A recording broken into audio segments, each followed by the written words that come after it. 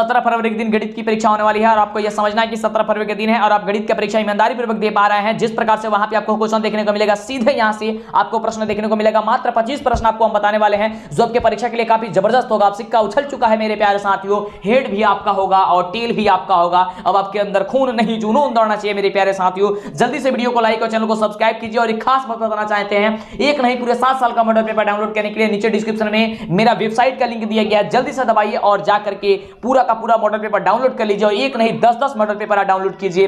पहले आइए देखते हैं कि क्वेश्चन क्या कह रहा है। पहला पूरा क्लास ले लीजिए, उसके बाद डाउनलोड कीजिएगा। सबसे पहला नंबर प्रश्न ये रहा आपके स्क्रीन पे कि निम्नलिखित में किसका 10वां अशांत होता है। फटाफट से नीचे कमेंट कीजिए। हमने आपको अशांत के बारे में पहले बता चुका है कि अशांत कब होता है। हमने क्या बताया था कि जिस भी भिन्न के हर के गुणनखंड में अगर 2 और 5 के अलावा कोई दूसरा संख्या आता है तो आपका अशांत हो जाएगा। यानी कि ऑप्शन नंबर यहां से आपका बी नंबर जो दिया गया है, ये बी नंबर आपका राइट जवाब हो जाएगा, क्योंकि 39/243 यहां पे दिया गया है। अगर हम 243 का अगर हम गुणखंड निकालते हैं तो यहां पे 2 और 5 के अलावा जो है कोई दूसरा संख्या आ जाएगा, इसलिए यह क्या हो जाएगा, अशांत हो जाएगा। ओके, चलिए आप लोग हर एक मेथड को समझते जाइएगा। समय आपके पास काफी कम है, आपके पास अनोखा समय है और आप इसे गंवाइएगा मत। एक एक क्वेश्चन आपके लिए बहुत ही महत्वपूर्ण है। अगला प्रश्न कह रहा है कि एक परिमेय और एक अपरिमेय संख्या का गुणनफल क्या होता है। तो देखिए, एक परिमेय की बात करते हैं, मान लीजिए परिमेय आपका 3 है और अपरिमेय की बात करते हैं √5 है। अगर इसे हम लोग गुणा करेंगे तो हमेशा यह क्या संख्या प्राप्त होगा, तो आप जानेंगे, तो ये जानते भी हैं, आपको हमने कई बार बताया कि यह हमेशा अशांत ही प्राप्त होगा।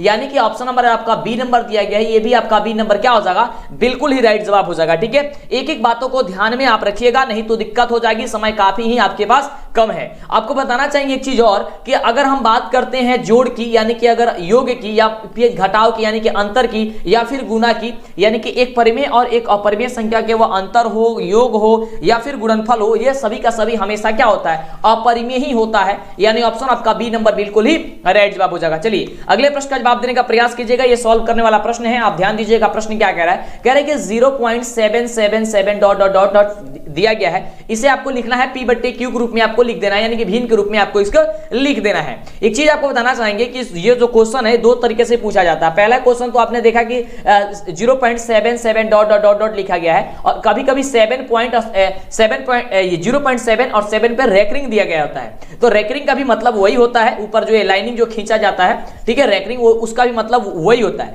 तो कैसे बनाया जाता है, फटाफट से नीचे कमेंट करके बताइए इसका उत्तर क्या होगा। और नहीं, जिसको पता नहीं है वो ध्यान से समझते जाएंगे। जब भी ऐसा क्वेश्चन होगा तो आपको क्या करना है, तो इसके लिए हमको क्या करना होगा, ये x बराबर हम लोग मान लेंगे, x बराबर हो जाएगा 0.777 इसको मान लेंगे समीकरण नंबर 1। और ये आपका दो भाग हो गया, एक ये LHS हो गया और RHS हो गया। तो LHS और RHS में यानी कि दोनों पक्षों में हम लोग क्या करेंगे, ध्यान देंगे, दोनों पक्षों में हम लोग 10 से मल्टीप्लाई करेंगे। ठीक है, 10 दोनों पक्षों में 10 से गुणा करने पे, जब दोनों पक्ष हम लोग 10 से गुणा करेंगे तो x में 10 से गुणा करने क्या हो जाएगा, 10x हो जाएगा। और इसमें जब हम लोग 0.7 यहां पे दिया गया है, इसको करेंगे तो हो जाएगा 7 फिर आपका 7 ये आ जाएगा। ठीक है, अब हम क्या करेंगे, इसको समीकरण नंबर 2 मान लेंगे। अब समीकरण 2 में से समीकरण 1 को घटाएंगे तो 10x बराबर 7.77 जो दिया गया है इसमें से घटाएंगे, यानी कि 10x बराबर 7.777 यानी कि दूसरे में से, देखिए समीकरण दूसरा में से पहला घटाना है। पहला समीकरण क्या है, x बराबर कितना दिया गया 0.777 इसको हम लोग घटाएंगे। जब घटाएंगे तो ये जो 7 है ये खत्म हो जाएगा, केवल बचेगा कितना, 7 बचेगा बराबर। यहाँ पे 10x दिया गया, 10x में से एक घट जाए, कितना बचेगा, 9x बचेगा।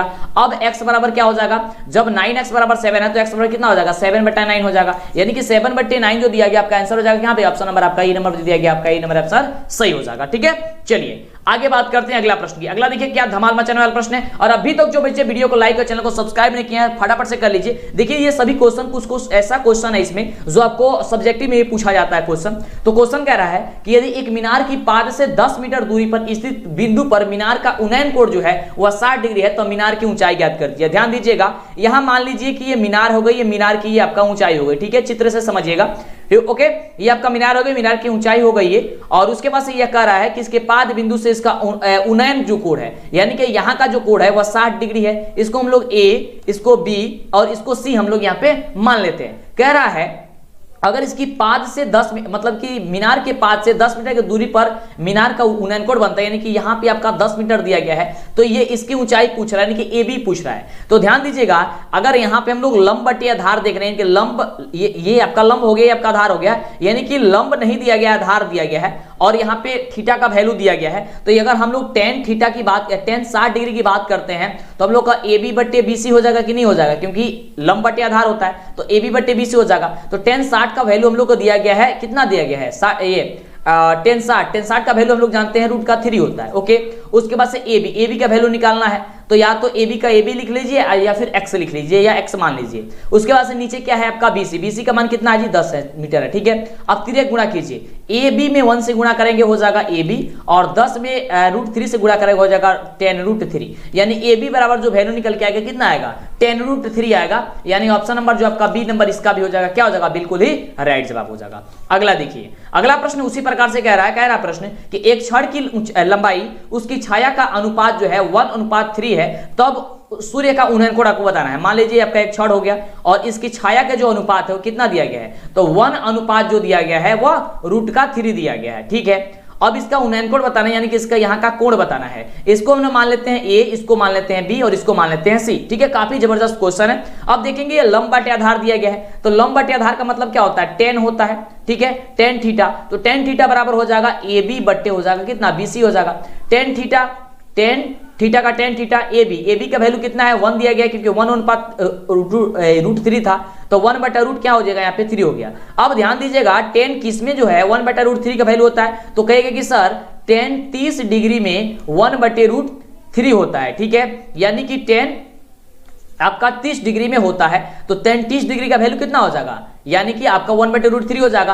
तो यानी कि थीटा का वैल्यू कितना हो जाएगा, थीटा का वैल्यू कितना हो जाएगा, 30 डिग्री आपका हो जाएगा। तो थीटा बराबर 30 डिग्री कहां पे दिया गया, ऑप्शन नंबर आपका ए में दिया गया है, तो ए नंबर आपका बिल्कुल ही राइट जवाब हो जाएगा। अगला देखिए प्रश्न कह रहा है कि जब वृक्ष की ऊंचाई उसकी छाया से 3 गुना है, तब सूर्य का उन्नयनकोण कितना होता है, तो वह 60 डिग्री होता है। ठीक है, याद करके 60 डिग्री होता है, यानी कि ऑप्शन नंबर क्या पे दिया गया, ऑप्शन नंबर बी में दिया गया। चलिए अगले प्रश्न की बात करते हैं। अगला प्रश्न कह रहा है कि π/√3 क्या है।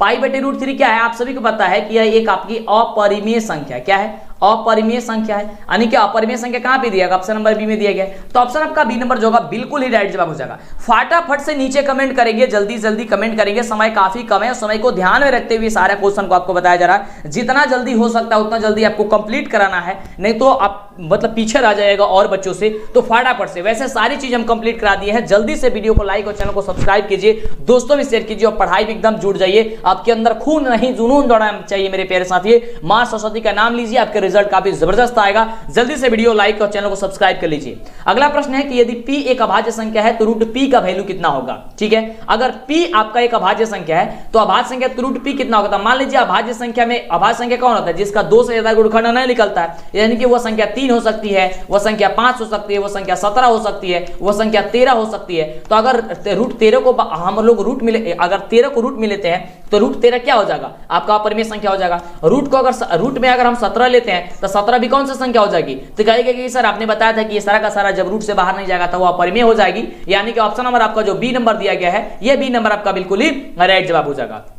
अगला देखिए, अगला नंबर प्रश्न कह रहा है कि √5 कौन सी संख्या है। रूट जो 5 है वो कौन सी संख्या है, आप सभी को पता है, काफी इजी क्वेश्चन है कि √5 एक आपकी कौन सी संख्या, अपरिमेय संख्या है। यानी कि ऑप्शन आपका जो बी नंबर कह रहा है, ये बी नंबर आपका बिल्कुल राइट जवाब हो जाएगा। क्यों, क्योंकि इसे हम लोग ये p/q के रूप में नहीं लिख सकते, यानी कि इस रूट से हम बाहर आसानी से नहीं कर सकते हैं। अगला प्रश्न कह रहा है कि भाज्य ए और भाजक बी के लिए a बराबर अगर bq+r होता है तो कौन सा कथन इसमें से सत्य होगा। तो आप सभी को पता है कि इसके लिए कथन सत्य होगा कि 0 छोटा है या बराबर है r के और छोटा है किससे, ये b से। यानी ऑप्शन कहां पे दिया गया है, ऑप्शन आपका सी में दिया गया है। सी नंबर क्या हो जाएगा, बिल्कुल ही राइट जवाब हो जाएगा। चलिए आगे बात करते हैं। अगला प्रश्न देखिए, बहुत ही शानदार प्रश्न कह रहा है कि AB एक ऊर्ध्वाधर दीवार है जिसका B जो है भाग भूमि के संपर्क में है। AC सीढ़ीनुमा C से बिंदु पर टिकी हुई है। यदि कोण ACB बराबर 45 डिग्री है और BC बराबर 5 मीटर हो तो सीढ़ी की लंबाई ज्ञात कर दीजिए। ध्यान दीजिएगा, ये मान लीजिए आपका एक जो है ऊर्ध्वाधर हो गई, आपका क्या चीज, ये आपका भूमि हो गई। ठीक है, और यहां से एक सीढ़ी जो है ये लगी हुई है, इसे AB इंडिकेट कर देते हैं। ठीक है, अब कह रहा है जो ACB है ये 45 डिग्री, यानी कि ACB ये आपका कितना है, 45 डिग्री है। कह रहा है कि बी भाग से भूमि ये सटी हुई है, यानी कि देख सकते हैं ये बी भाग से भूमि सटी हुई है, भूमि के संपर्क में है, और एसी आपकी सीढ़ी है, ये यानी कि सीढ़ी जो है आपका टिकी हुई है, एसी आपका सीढ़ी है। यदि कोण एबीसी इतना है और बीसी बराबर 5 मीटर दिया गया है, बीसी पर कितना दिया गया है 5 मीटर दिया गया है, तो कह रहा है कि इसकी लंबाई यानी कि एबी की यानी कि एसी की लंबाई आपको बता देनी है। तो ध्यान दीजिएगा, अगर यहां से हम लोग जो है यहां पे आपका क्या हो जाएगा, ये आपका आधार हो जाएगा, ये आपका लंब हो गया, ये आपका कर्ण हो गया। तो कर्ण पूछ रहा है, तो कर्ण पूछ रहा है, इसका मतलब हो गया कि अगर हम लोग यहाँ पे cos 45 डिग्री पे चलते हैं, cos 45 डिग्री, तो हम लोग का मान आ जाना चाहिए। क्यों? क्योंकि हम लोग को केवल बात करना है तो आधार और कर्ण की बात करना है। तो आधार किसमें होता है, आपका cos में होता है, तो cos यानी कि BC बटा क्या हो जाएगा, AC हो जाएगा। तो यहाँ पे cos 45 का मान कितना होता है, 1/√2 होता है, आप सभी जानते हैं।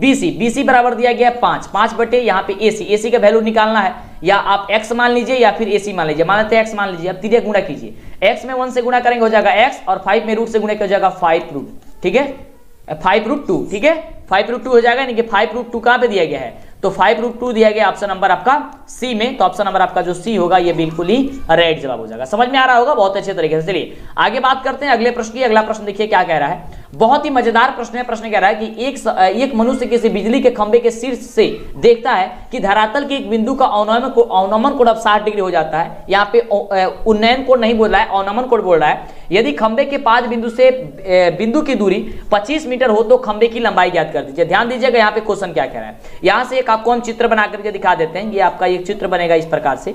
यहाँ पे कह रहा है अवनमन कोण जो है वह 60 डिग्री है। इसको हम लोग ए, बी और सी मान लेते हैं। कह रहा है कि खंबे के पाद से बिंदु की दूरी जो है 25 मीटर है, यानी कि इसकी जो दूरी है कितना 25 मीटर आपका दी गई है। तो जब 25 मीटर दी गई है तो खंबे की ऊंचाई आपको ज्ञात कर देनी है, यानी कि ये आपकी ऊंचाई ज्ञात कर देनी है। तो ध्यान दीजिएगा, जब अवनमन कोण आपका ये है यानी कि यहां है, तो इसके सामने का कोण जो होगा वह लंब होगा। ये इसके सामने के कोण बोल रहा है, भुजा जो होगा वो लंब होगा, और ये वाला भुजा आपका क्या होगा, आधार होगा। तो जब ये लंब होगा तो लंब यानी कि आपका हो जाएगा लंब बटे आधार, हमको निकाल देना था, आसानी से आ जाएगा। तो लंब बटे आधार किस में होता है, तो कहिए सर tan में होता है। तो tan 60 डिग्री बराबर हो जाएगा हम सभी का BC बटे अब AB होगा, न कि AB बटे BC होगा, क्योंकि अवनमन कोण दिया गया है। तो अवनमन कोण जब कोण A दिया गया तो A के सामने की भुजा लंब होगी और C के सामने की भुजा यहाँ पे क्या हो जाएगी, अगर C कहता तो तब C के सामने की भुजा लंब होती है, लेकिन कोण तो हमको A कह रहा है, तो इसके सामने की भुजा हम लोग को लंब होगी, यानी कि BC आपका लंब हो जाएगा। तो tan 60 का वैल्यू आप सभी जानते हैं √3 होता है। √3 बराबर हो जाएगा BC में कितना है 25 है, 25 बटे AB का वैल्यू या तो आप x मान लीजिए या फिर AB रहने दीजिए। तो मान लीजिए हमने x मान लेते हैं, छोटा रूट, ठीक है। उसके बाद से 3 गुणा कीजिए, तो √3 में x से गुणा कीजिए, कितना हो जाएगा √3x हो जाएगा, बराबर हो जाएगा 25, ठीक है।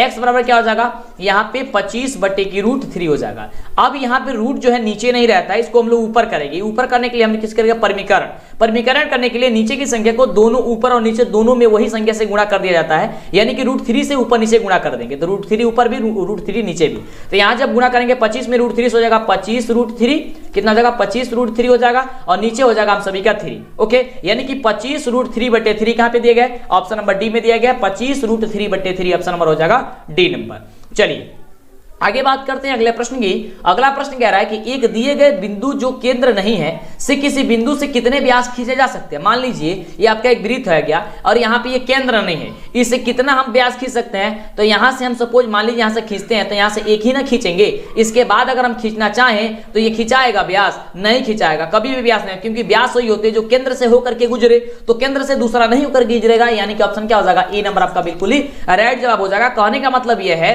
कि अगर हम कोई बिंदु कोई वृत्त हो गया और कहीं दूसरे जगह बिंदु रख लेते हैं जो केंद्र नहीं है और उससे हम व्यास खींचना चाहते हैं, तो मात्र एक ही व्यास खिंचाएगा, इसके अलावा कोई दूसरा व्यास नहीं होगा, यानी ऑप्शन आपका जो ए नंबर कह रहा है ये ए नंबर आपका बिल्कुल ही राइट जवाब हो जाएगा। चलिए आगे बात करते हैं। अभी तक जो बच्चे वीडियो को लाइक और चैनल को सब्सक्राइब नहीं किए, फटाफट से कर लीजिए, समय काफी कम है, एकदम गर्दा मचा देनी है आपको। 17 फरवरी के दिन आपकी किसकी एग्जाम है, तो मैथ की एग्जाम है। पहला एग्जाम मैथ से शुरू हो रही है, बहुत ही लाजवाब। अगला देखिए कह रहा है कि बहुपद 5x के पावर 5 माइनस x के पावर 4 प्लस 3 में घात क्या होगा। तो हमने कल के ही वीडियोज में अपने आपको बताया था कि घात जब भी आपको पूछे तो सबसे पहले घात चेक कीजिए, सबसे बड़ा घात कौन है। तो x का पावर 5 जो है 5 बड़ा है, यानी कि 5 आपका आंसर हो जाएगा। क्या हो जाएगा, ऑप्शन नंबर सी आपका जो दिया गया है आपका सी नंबर बिल्कुल ही राइट जवाब हो जाएगा। अगले प्रश्न की बात करते हैं। तो अगला प्रश्न कह रहा है कि निम्नलिखित में से कौन एक चर में बहुपद है। एक चर में बहुपद यहाँ पे बताना है कौन है।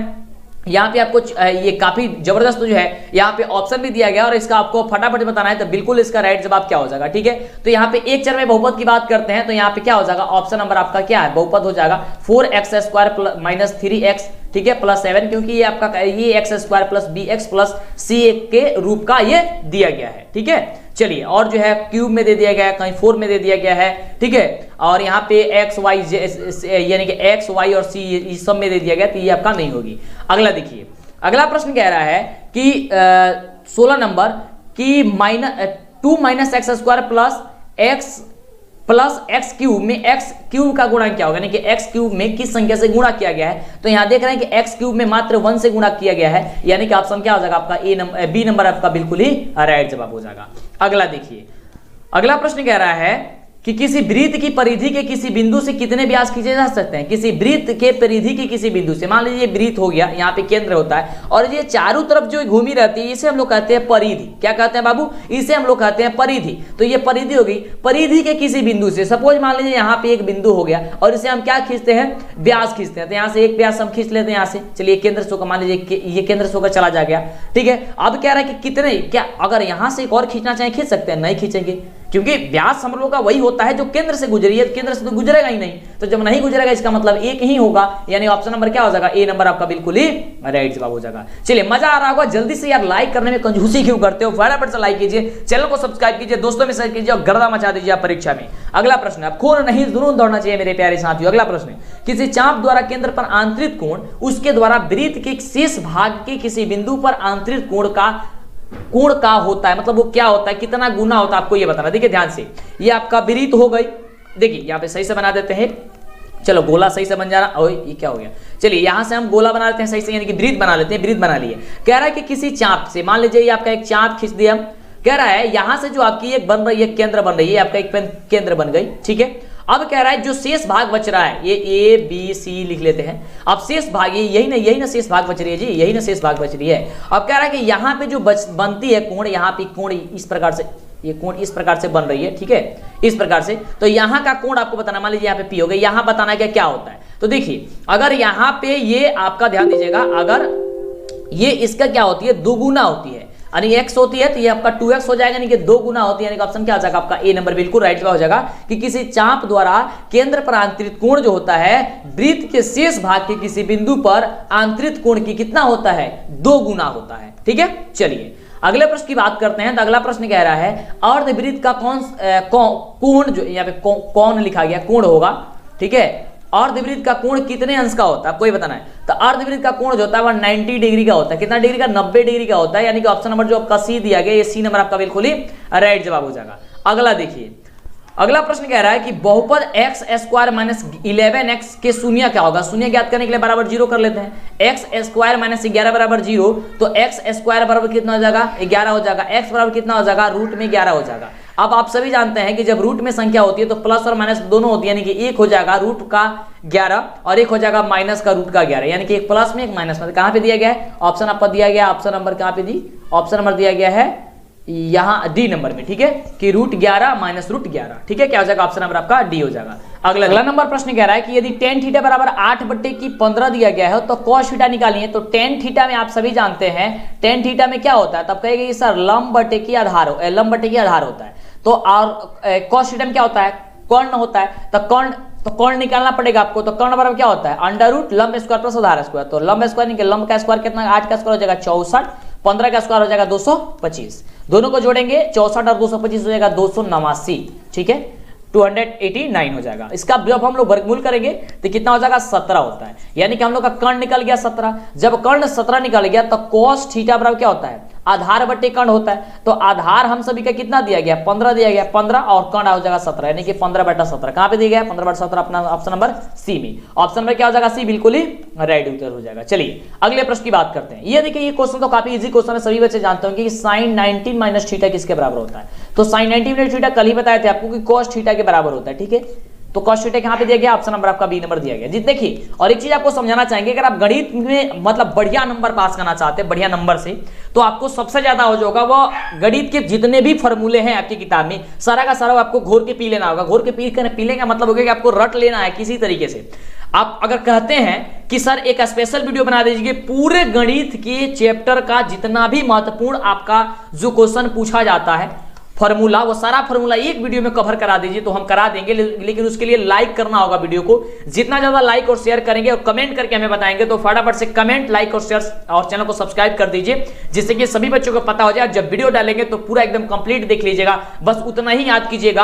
आपको केवल जो है अगर आप देख लेते हैं 10 से 15 नंबर तो केवल फॉर्मूला से ही क्वेश्चन आता है एग्जाम में, तो केवल आप बस फॉर्मूला याद कर लिए ना, तो समझिए आपका एग्जाम धाकड़ जाएगा। अगला प्रश्न आपके स्क्रीन पे प्रश्न क्या है, निम्नलिखित में निम्नलिखित श्रेणी में कौन समानांतर श्रेणी है। समानांतर श्रेणी कब होता है, जब d1 बराबर dt होता है। कहने का मतलब हो गया कि समानांतर श्रेणी में जब सार्वंतर बराबर होता है तो हम लोग का क्या होता है, समानांतर में होता है। ठीक है, चलिए तो यहां से हम लोग d का वैल्यू निकालेंगे। d का वैल्यू क्या होता है, a2 माइनस a1 होता है, यानी कि दूसरा पद में से पहला पद घटा करके चेक करेंगे। तो यहाँ पे हम लोग b में देख रहे हैं कि यहाँ पे a, 2a, 3a, 4a दिया गया है, तो यही आपका समानांतर में हो जाएगा। क्योंकि देखिए दूसरा पद में से पहला पद घटाएंगे कितना बचेगा a, तीसरा पद में से दूसरा पद घटाएंगे 2a बराबर कितना हो जाएगा a, चौथा पद में से अगर हम तीसरा पद घटाते हैं 4a में से 3a घटाते हैं कितना बचेगा a, यानी कि सब जगह a आ रहा है। इसका मतलब हो गया कि यार इसका दोनों के बीच का जो अंतर है वो बराबर है, यानी कि हो जाएगा आपका क्या चीज हो जाएगा, ये बी नंबर बिल्कुल हो जाएगा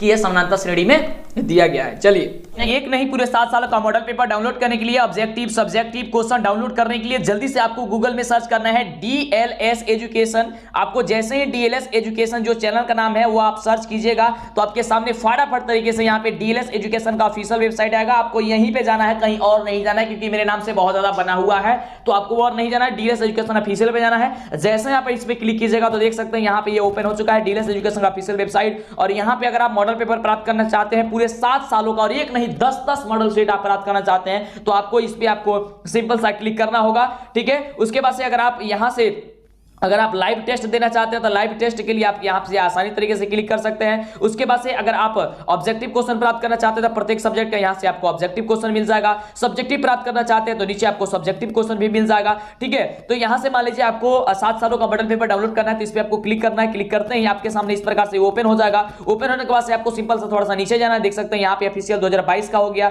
2022 का एक नहीं पूरे 5 मॉडल सेट भी आपको देखने को मिलेगा, जिसका उत्तर भी देखने को मिलेगा। तो यहाँ पे आप आकर के डाउनलोड वगैरह कर सकते हैं फटाफट से, और प्रत्येक सब्जेक्ट का देख सकते हैं यहां पे डाउनलोड कर सकते हैं। वो किसी भी साल का हो, 2020 का हो, 16 का हो, 17 का हो, 18 का हो, 22 का हो या 21 का हो, प्रत्येक साल का डाउनलोड कर सकते हैं। जल्दी से सोचिए मत, जल्दी से सर्च कीजिए DLS एजुकेशन, आपको सामने आएगा DLS एजुकेशन ऑफिशियल वेबसाइट, उसमें क्लिक जरूर कीजिएगा। आगे बात करते हैं अगला प्रश्न। देखिए अगला प्रश्न आपके स्क्रीन पे बहुत ही लाजवाब क्वेश्चन कि किसी वृत्त के केंद्र से 5 मीटर दूरी पर एक बिंदु क्वेश्चन है कि किसी वृत्त के केंद्र से 5 सेंटीमीटर दूर स्थित बिंदु A से वृत्त पर खींची गई स्पर्श रेखा की लंबाई अगर 4 सेंटीमीटर है तो वृत्त की त्रिज्या क्या होगी। ओहो, ये पूछ रहा है, तो ध्यान दीजिएगा। यहाँ पे कह रहा है, मान लीजिए एक आपका वृत्त हो गया और कह रहा है 5 सेंटीमीटर दूर, ये आपका केंद्र हो गया, केंद्र से 5 सेंटीमीटर दूर यहाँ पे मान लीजिए ए आपका बिंदु मान लीजिए A है। ठीक है, स्थित बिंदु A है और ये कितना है 5 सेंटीमीटर है। ठीक है, चलिए 5 सेंटीमीटर हमने लिखा। कह रहा है स्पर्श रेखा यहां से खींची जाती है तो इसकी त्रिज्या क्या होगी। तो यहाँ पे ये आपका लंब हो गया, ये आपका ये आपका लंब हो गया, आधार हो गया, और यहां से इसकी त्रिज्या आपका ये यानी कि ये r मान लीजिए ये त्रिज्या हो गई। ठीक है, ये आपका त्रिज्या हो गई। चलिए तो इसका r का वैल्यू बताना है और ये वैल्यू हम लोग का दे दिया गया है। उसके बाद से ये भी वैल्यू दे दिया गया है 4 सेंटीमीटर लंबाई के स्पर्श रेखा, तो यहां से हमको वैल्यू बताना है। यानी कि ये आप सभी जानते हैं कि त्रिभुज में जब ये इस प्रकार से बनता है तो यहाँ का कोण कितना होता है, 90 डिग्री होता है, 90 डिग्री होता है ना, बिल्कुल 90 डिग्री होता है। चलिए 90 डिग्री होता है तो पाइथागोरस प्रमेय यहाँ पे लागू हो जाएगा। यानी कि यहाँ पे जो है हम लोग, यहाँ पे ये कर्ण है, ये कर्ण हो गया, यानी कि 5 का स्क्वायर बराबर हम लोग का हो जाएगा r का स्क्वायर प्लस 4 का स्क्वायर। तो 5 का स्क्वायर हो जाएगा 25 बराबर r स्क्वायर प्लस 4 स्क्वायर, यानी कि हो जाएगा 16। 4 का स्क्वायर कितना हो जाएगा 16, r स्क्वायर बराबर कितना हो जाएगा 25 माइनस का 16। 25 माइनस का 16 यहाँ पे करेंगे कितना बचेगा, जब आप 25 में से 16 करेंगे तो आप सभी को कितना बचेगा, बिल्कुल 25 में से जब आप 16 करेंगे तो आपका बचेगा 9। तो चलिए 9 जब बचेगा तो 9 का आपने यहाँ पे क्या कर लिया, वर्गमूल कर दीजिए। 9 का बचेगा कितना 3, यानी कि 3 जो होगा आपका बिल्कुल ही यहाँ से राइट जवाब हो जाएगा। क्या हो जाएगा आपका 3 जो होगा यहाँ से बिल्कुल ही राइट जवाब हो जाएगा। ऑप्शन नंबर क्या हो जाएगा, सी नंबर बिल्कुल ही राइट जवाब हो जाएगा। चलिए अगले प्रश्न की बात करते हैं कि अगला प्रश्न हम सभी क्या कह रहा है। तो ये रहा अगला नंबर प्रश्न आपके स्क्रीन पे, और प्रश्न कह रहा है कि किसी वृत्त की स्पर्श रेखा उसे कितने बिंदुओं पर प्रतिच्छेद करती है। वृत्त की स्पर्श रेखा, ये आपका वृत्त हो गई, देखिए यहाँ पे एक अच्छे से बना देते हैं, ये आपका वृत्त हो गई, ये देखो ये आपका वृत्त हो गई, ठीक है। और ये क्या है, ये अंडा बन रहा है जी उसी समय से बना रहे इसको, चलिए देखो फिर भी गड़बड़े बना, चलो मान लीजिए ये वृत्त है। अब वृत्त हो गई, वृत्त यहाँ पे स्पर्श कर रही है, ठीक है, ये इसका स्पर्श कर रही है। अब स्पर्श जब कर रही है तो कह रहा है कि ये कितने बिंदु पे काटती है, कितने बिंदु पे प्रतिच्छेद करती है। तो देख रहे हैं ये तो एक ही बिंदु पे प्रतिच्छेद कर रही है, इसके अलावा तो कहीं तो प्रतिच्छेद कर नहीं रही है, काट नहीं रही है। इसका मतलब इसका क्या हो जाएगा, आपका ऑप्शन नंबर जो सी दिया गया, ये सी नंबर आपका बिल्कुल ही राइट जवाब हो जाएगा, ठीक है। अभी तक जो बच्चे वीडियो को लाइक और चैनल को सब्सक्राइब फटाफट के साथ करेंगे तो बिल्कुल लाइक करेंगे आप लोग, लाइक करें, ठीक है, शेयर करें, चैनल को सब्सक्राइब जरूर करें जिससे कि वीडियो मिले, नहीं तो फिर वीडियो नहीं मिल पाएगी। ओके चलिए अब हम यहां पे 25 ही क्वेश्चन आज मैथ का रहने देते हैं, थोड़ा सा बहुत जरूरी काम है, ठीक है, आगे की फिर बात करेंगे। और 25 भी क्वेश्चन अगर आप याद कर लेते हैं कंफर्म तरीके से तो समझिए एकदम तहलका मचा देंगे आप। लेकिन 26 नंबर प्रश्न आपको दिखा देते हैं, 26 नंबर प्रश्न का आप लोग जवाब बताइएगा, ठीक है। चलिए कमेंट कर दीजिएगा हमें 26 नंबर प्रश्न का जवाब और नाम लिख करके अपना, ठीक है। 26 नंबर कह रहा है कि यदि सेक थीटा, सेक बराबर दिया गया है, सेक थीटा बराबर दिया गया अगर 13/25 हो तो कॉट थीटा का वैल्यू बता दीजिए। देखिए सेक थीटा बराबर अगर 13/25 दिया गया हो तो यहाँ पे कॉट थीटा का वैल्यू बताना है, ठीक है। तो आप सभी फटाफट से बताइए कॉट थीटा का वैल्यू क्या होगा, ठीक है। फिर मिलते इसी तरह कमाल वीडियो के साथ नेक्स्ट वीडियो में। जल्दी से वीडियो को लाइक, चैनल को सब्सक्राइब करके दोस्तों में शेयर जरूर कर दीजिएगा। Okay thank you.